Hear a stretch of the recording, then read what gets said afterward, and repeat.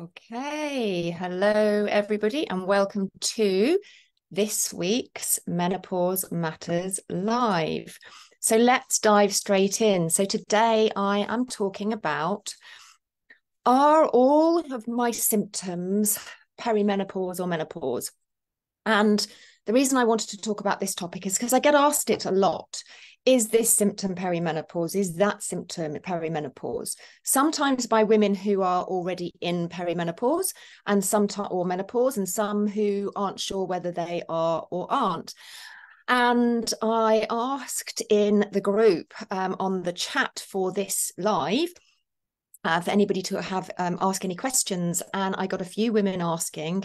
One said that she had been to her GP. Her GP has told her it's not perimenopause, but she really feels it is. So let's dive in. So first of all, it's really important to say that there isn't a test to diagnose perimenopause, or even full menopause for that matter.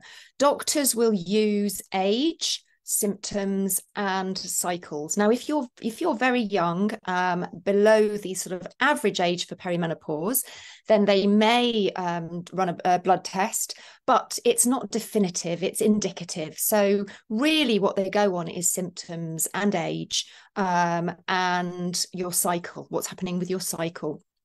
Perimenopause is considered to be generally when you're in your late 30s to your early 50s, and you notice cycles changing rather. Perhaps they're getting shorter, perhaps they're getting longer, more irregular, and then period changes. So you might find that your periods get heavier, they may even get lighter, and perhaps there's other body changes too. There's obviously lots of symptoms. There's 34 plus recognized perimenopause symptoms, and the list, it ranges from everything from hot sweats, night sweats, hot flashes during the day, to anxiety, and from thinning hair, losing hair, to lots of weight gain, and loads more besides. And the average age is actually 51, but it can be a lot earlier than that, and it can be a lot later than that. And the transition for perimenopause is up to 10 years. Sorry, the transition to menopause, known as perimenopause, can be 10 years. So it's a long time to be struggling with symptoms if that is the case for you. The earlier that you start on your health, things like sleep and diet and stress reduction and other lifestyle things, exercise and drinking loads of water and all of those good things, the better. You can't avoid menopause happening. It's a natural transition that women go through, but you can certainly reduce the symptoms that you struggle with. And perimenopause isn't just a physical transition. It affects our brains too, as we go from the reproductive state to a non-reproductive state. And so that's why some of the symptoms are, sort of mental state, not just physical, and it can affect women in so many different ways. The changes that are mostly to do with loss of progesterone, first off. So that's the first hormone that starts to fall, followed by crazy estrogen for some women. This is where you might see, estrogen symptoms that will make you feel as if you're, estrogen dominant type symptoms. That's when estrogen starts to go crazy. And then eventually estrogen, the main estrogen, because we have different types of estrogen, the main one falls away. And that's when we are getting close to menopause and then hit menopause. And these changing hormones are what are responsible for most of the symptoms. But the question I get asked a lot, as I said, is, are my symptoms caused by perimenopause? And the thing is, the causes behind the symptoms are complex, and it can be really difficult to pin down. And quite honestly, it's rarely just that your estrogen and progesterone are declining. I always tell my clients that the state of your body and your body systems, like things like your gut, your blood sugar, your ability to control your blood sugar, your thyroid, your adrenals, and your detox organs like the liver and the digestive tract and your kidneys will all have a profound effect on your symptoms during the perimenopause. Is HRT the answer? That's what I get asked. And a lot of women are trying HRT because they think that that might be the answer. And for some, it absolutely helps. But the dose and the type is really important. For example, a woman in her early stages of perimenopause may well have declining progesterone and fluctuating estrogen, which causes these estrogen dominant symptoms like sudden PMS, heavy periods, mood swings. Giving a woman at that stage of perimenopause HRT with estrogen would actually probably not be the best option. And I do see this time and again where women have been given HRT and it's made their symptoms worse because perhaps they didn't need that estrogen just yet. But this is an important one to consider. Menopause symptoms can also be caused by underlying health issues that were there before you hit perimenopause, plus your lifestyle choices and other factors, and even genetics. So, are all the symptoms really just perimenopause symptoms, or are they more like midlife symptoms? I like to talk about them as midlife symptoms. And actually, I don't think it really matters, because whether you try HRT or not, and whether you find it helps or not, that's not all you should be doing. And when you approach your health from what I call the 4 essential pillars of menopause health, which is what I share and I teach, and it's what my masterclass is about, you don't necessarily need to know, because you're not trying to treat symptoms. You're helping the body to rebalance, and that's what we should all be doing. So it doesn't really matter, is it your hormones or is it your thyroid or something else? It doesn't really matter so much as long as you are getting to the root cause of what's going on in an imbalanced body. Did you know symptoms like hot flashes, weight gain and fatigue can be caused by insulin resistance or issues with cortisol? Yes, perimenopause can exacerbate this, but if you want to improve things, you have to work on these things too. And also, did you know that symptoms like weight gain, hair loss, fatigue, low moods, dry skin, brain fog, they can all be caused by insufficient thyroid hormones getting to where they need to go inside your cells? And no, just because you've had your thyroid tested by your GP and they've told you it's all normal does not mean that you don't have thyroid system issues. I went into detail on this a few weeks ago on Menopause Matters Live. If you're watching this on Facebook, in my Facebook group, then go to the Menopause Matters Live guide. So if you go to guides and then the Menopause Matters live guide, you'll find it in there. And if you're watching this on Instagram or YouTube or elsewhere, you'll find it on my YouTube channel, the Menopause Specialist, and its Menopause Matters Live playlist, and you'll find it in there. If you're not sure about whether you might have thyroid issues, say you've got some of the symptoms that I've just talked about and you're just not sure, is it the perimenopause, is it the thyroid, go and have a watch of that video. Okay, so I asked in my Facebook group, as I said, in the chat for this particular Menopause Matters Live, about which symptoms you wanted to know about, whether they're perimenopause or menopause. And this is what some of you came back with. So Claire asked, is constantly dreaming part of perimenopause? And the answer to that one is, I don't know. It's not one that is listed as far as I'm aware. Dreaming is often affected by B vitamins. And if you don't have enough B vitamins, the certain B vitamins, then you don't dream. So I don't know whether there's a connection there with lots of dreaming. I don't know whether it's related to perimenopause. I'm sorry, I didn't find anything that gave me a conclusive answer on that. It could be. It could be, but I don't know.